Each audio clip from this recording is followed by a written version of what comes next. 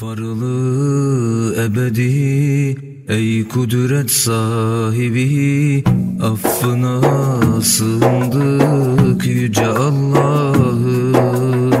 Güldür her mazlumu, helak et zalimi, ebabil kuşunu uçur Allah'ım.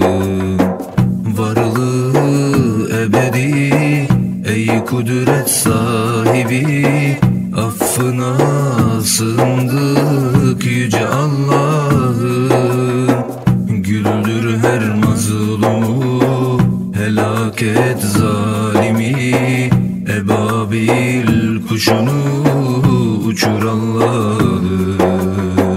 Müslüman toprağı artık kan kusuyor, ağızlar mühürlü, silah susmuyor.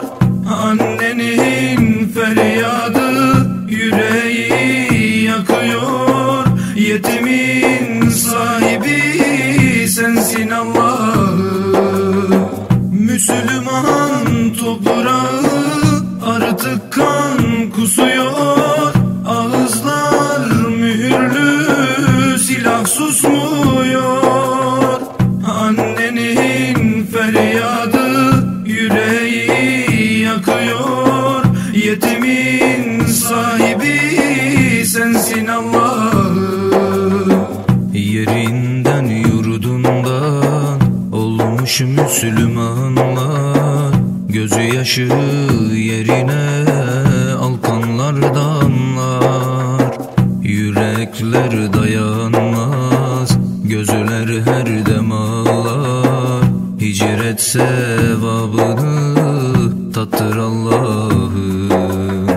Yerinden yurdundan olmuş Müslümanlar, gözü yaşı yerine alkanlardanlar. Yürekler dayanmaz, gözler her dem ağlar, hicret sevabını tattır Allah'ım. Müslüman toprağı artık kan kusuyor, ağızlar mühürlü, silah susmuyor. Annenin feryadı yüreği yakıyor, yetimin sahibi sensin Allah'ım. Müslüman toprağı artık kan kusuyor, ağızlar mühürlü, silah susmuyor. Annenin feryadı yüreği yakıyor, yetimin sahibi sensin Allah'ım.